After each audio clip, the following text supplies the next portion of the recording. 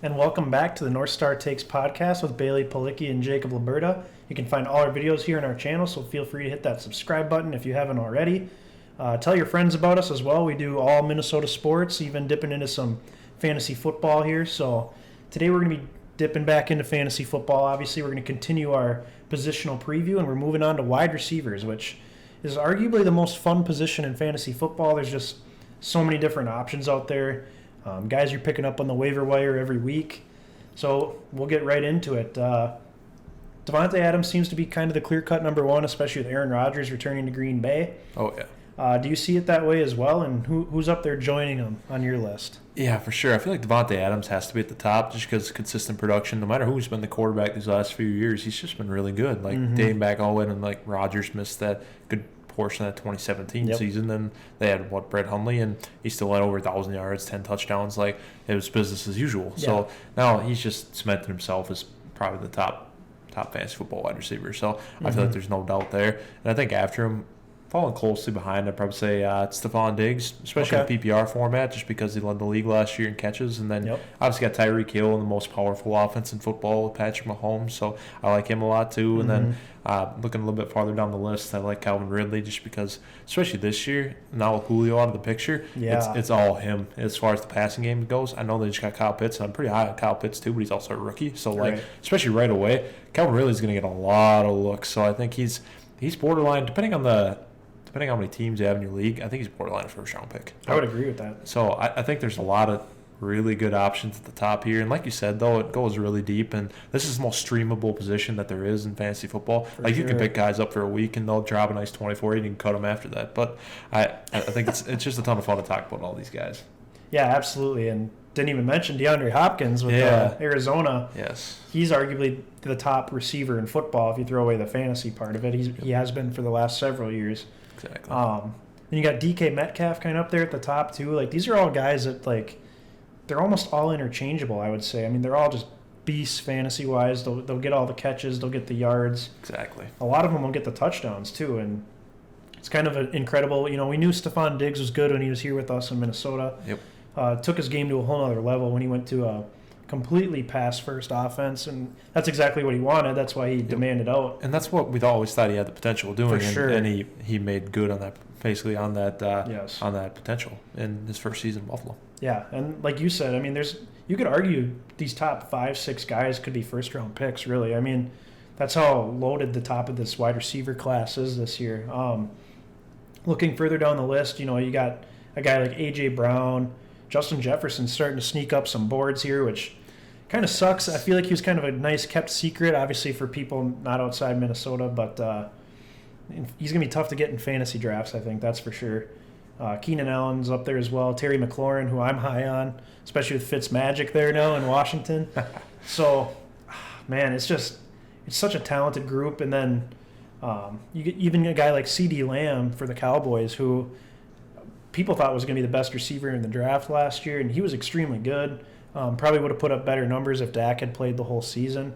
So I'm going to be kind of curious what he looks like in year 2. Mm-hmm. Yeah, it kind of depends what kind of chemistry you can build up with Dak right away, because obviously being a rookie last year, not having Dak for most of it, there's no chemistry built there, so it's going to take a little bit of time again to basically build up to that. So I think he could be a little bit of a slow producer at first, but he can definitely grow into it. And because Dak, his old reliable is easily Amari Cooper, so that he's going to get a lot of looks. So that's probably my only holdback or drawback from CeeDee Lamb. It's just Amari Cooper being there and Dak's familiarity and his comfort level with Amari.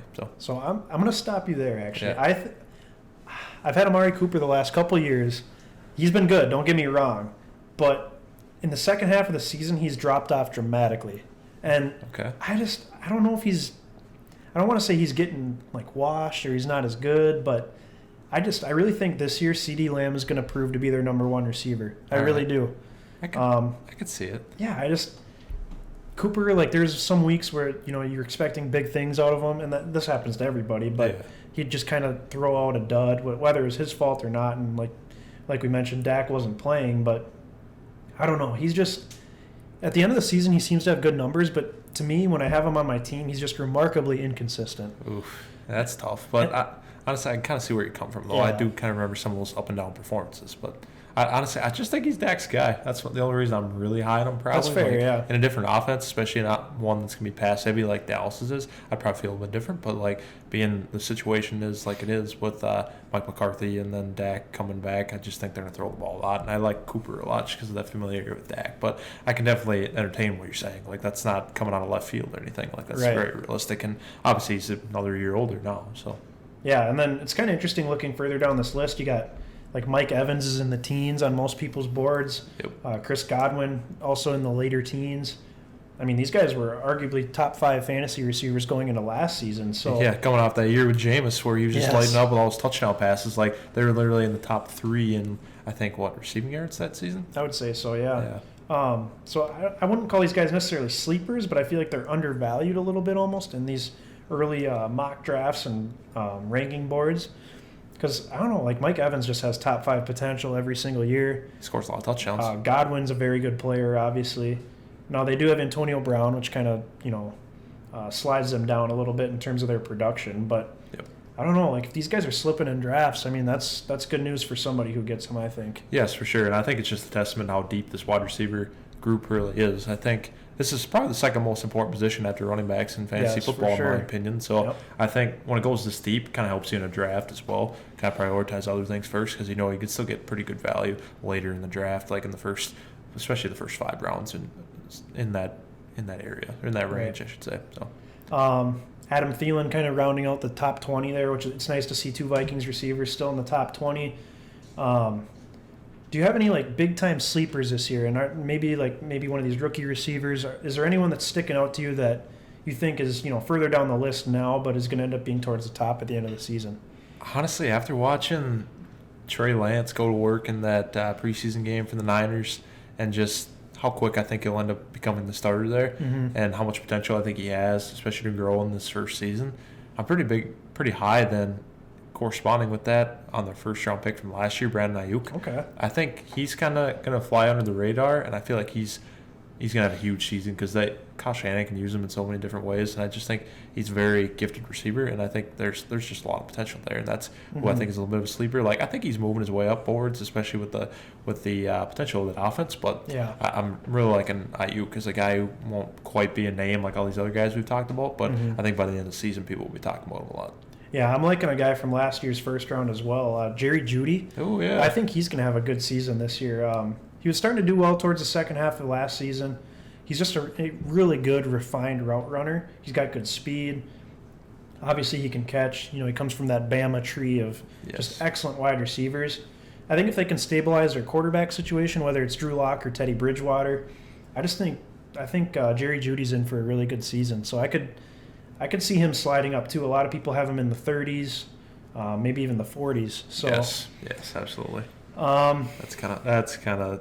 I think that's definitely a sleeper when he's that low because I think the potential is definitely there. Right, and they still have Cortland Sutton, and he was hurt for basically all of last season, so it's going to be interesting to see how he comes back from that. But that Denver offense has the potential to be pretty explosive. So just quickly before we take off here, name your favorite rookie receiver that you think is going to do well this year. Favorite rookie receiver? I'd say after the draft, probably Jamar Chase. I mean, obviously that's the first receiver taken, but at the same time, I just love the connection there with Burrow. Obviously, they had that dynamic season at LSU where they just ran through everybody and won the national championship. But I think taking it to the NFL level, obviously they're going to have to feel it out a little bit, and especially when they have a wide receiver room that's pretty good with established guys like T. Higgins coming into his second season. Then you got Tyler Boyd too, and especially when Joe Burrow doesn't sound like reports are great out of camp. That kind of hinders it for me a little bit, but Jamar Chase, I just think the potential's there. He opted out of last season, and he still was a top 5 pick, so I think that says all you need to know about how good this guy really is and how good he was in that 2019 season for LSU. So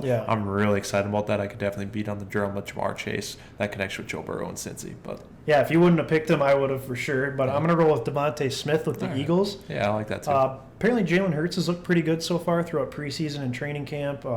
Seems like the team is 100% behind him, which is good. Yeah. You bring in a talented guy like Devontae Smith, who's fast, runs good routes, he can catch. He was the Heisman. Yeah. I mean, first wide receiver in like 29 years, whatever that was. Yeah, he's going to be Philly's best receiver. They got Jalen Reagor, who apparently has made strides as well. If they can have 2 good receivers there, I mean, the sky's the limit because you can only double one of them, really. So I think Devontae Smith, you may not see it right away, but I think as the season goes on, I think he's going to have a strong rookie campaign. Absolutely, because like we mentioned with the other Bama receivers, he's just a really good route runner, a guy who can make plays, and that's kind of ridiculous as a wide receiver. He won the Right. Heisman, so I think that's another thing, says all you need to know about him. And this rookie wide receiver class is very dynamic, and I know Mhm. it was last year too, and it kind of lived up to the hype really with guys like Jefferson, CeeDee Lamb, and T Higgins. Like all those guys were very good last season. I expect more of the same with this rookie class this year. Yeah, me as well. So lots of interesting names here for the wide receiver group. And like I said, I think it's probably the funnest position to draft just because there's so many different options, so many different ways you can go. And it's highly volatile. Like you Yes. could have a huge boom or it could be a huge bust. Like for instance, like last year, for instance, yeah, Michael Thomas took him first Yeah. round. Boy, you got burned. So Yeah, I we mean, didn't that- even mention him, and he's talented, but nobody knows what his situation is right now. especially the quarterback room there. Mhm. I don't know. I'm pretty low on him, but again, maybe he's a sleeper in his Yeah. own right. So Yeah, he could be. But that's going to do it for this edition of the North Star Takes podcast. Be sure to hit that like button and subscribe as well. Give us a follow on Instagram and Twitter, and we'll see you next week for our tight end preview.